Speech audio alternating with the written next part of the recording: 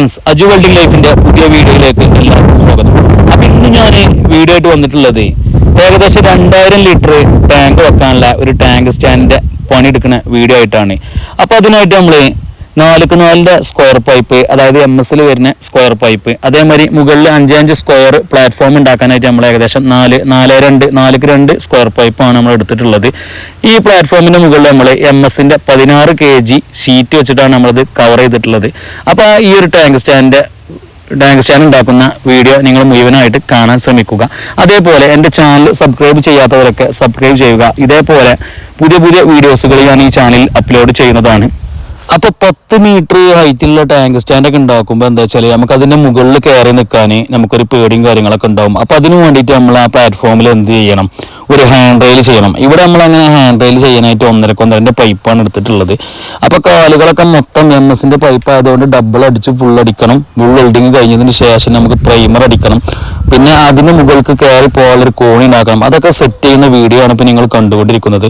അപ്പോൾ ഏകദേശം 1 അടി ഗ്യാപ്പ് ഇട്ടിട്ട് നമ്മൾ ഏകദേശം 10 മീറ്റർ ഹൈറ്റിൽ കയറാനുള്ള കോണി നമ്മൾ ഉണ്ടാക്കിയെടുത്തിട്ടുണ്ട്.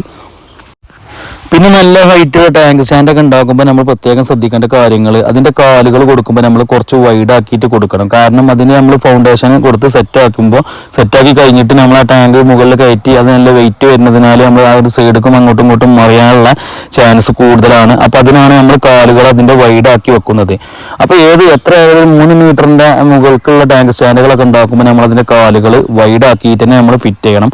അതേപോലെ കാലുകൾ ഒരു 2 അടി അല്ലെങ്കിൽ 2.5 അടി നമ്മളെ സ്ഥലത്തിൻ്റെ ഇതെങ്ങനെയനുസരിച്ച് നമ്മൾ എന്ത് ചെയ്യണം, നമ്മൾ കുഴി എടുത്തിട്ട് കോൺക്രീറ്റ് ചെയ്ത് തന്നെ നമ്മൾ സെറ്റ് ആക്കണം. ഇതൊരു സ്കൂളിലേക്കുള്ള ടാങ്ക് സ്റ്റാൻഡ് ആയിരുന്നു. അപ്പോൾ 2000 ലിറ്റർ ടാങ്ക് വെക്കാനുള്ളതിനാൽ നമുക്ക് അത്യാവശ്യം വെയിറ്റ് ഈ ടാങ്ക് സ്റ്റാൻഡ് പണിയാൻ വന്നിട്ടുണ്ട്. ഏകദേശം 450 കിലോയോളം ഈ ടാങ്ക് സ്റ്റാൻഡ് വെയിറ്റ് വരുന്നുണ്ട്. ഒരിക്കലും നമുക്ക് ആളുകൾക്ക് നിന്ന് ഇത് പൊക്കി നിർത്തി വെക്കാൻ കഴിയൂല. അതുകൊണ്ട് തന്നെ നമ്മൾ ക്രെയിൻ സംവിധാനം ഉപയോഗിച്ചിട്ടാണ് നമ്മൾ ഈ ടാങ്ക് സ്റ്റാൻഡ് ഇവിടെ പൊക്കി വെച്ചിട്ടുള്ളത്. അപ്പം നിങ്ങൾക്ക് ഇതുപോലെ വീട്ടിലോ അല്ലെങ്കിൽ നിങ്ങളുടെ ബിസിനസ് സ്ഥാപനങ്ങളിലോ അല്ലെങ്കിൽ മറ്റ് ഗോഡൗണുകളിലൊക്കെ വാട്ടർ ടാങ്കിൻ്റെ ആവശ്യം വരുന്നുണ്ടെങ്കിൽ അതിൻ്റെ എത്ര ലിറ്റർ ടാങ്കാണ് വെക്കുന്നത്, അല്ലെങ്കിൽ എത്ര ഹൈറ്റിൽ വേണമെന്നുള്ള കാര്യങ്ങൾ പറഞ്ഞു തന്നാൽ ഞാൻ എത്ര രൂപ ചിലവ് വരുന്നുള്ളത് ഞാൻ പറഞ്ഞു തരുന്നതാണ്.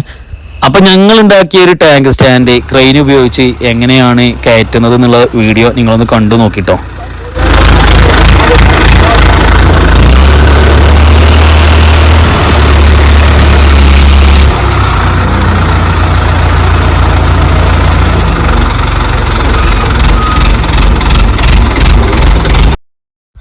അപ്പോൾ ഇത്ര ഹൈറ്റ് വരുന്ന ടാങ്ക് സ്റ്റാൻഡും കാര്യങ്ങളൊക്കെ ഉണ്ടാക്കുമ്പോൾ നമ്മൾ നല്ല GI പൈപ്പിലോ അല്ലെങ്കിൽ നല്ല MS-ലൊക്കെ നമ്മൾ ഉണ്ടാക്കാൻ ശ്രമിക്കുക. അതേപോലെ നല്ല ഹൈറ്റുള്ള ടാങ്ക് സ്റ്റാൻഡൊക്കെ ആണെന്നുണ്ടെങ്കിൽ അതിൻ്റെ മുകൾക്ക് കയറി എന്തെങ്കിലും വർക്കോ കാര്യങ്ങളോ വന്നാൽ കയറി പോകാനുള്ള ഒരു കോണിയും കാര്യങ്ങളൊക്കെ സെറ്റ് ചെയ്യുക.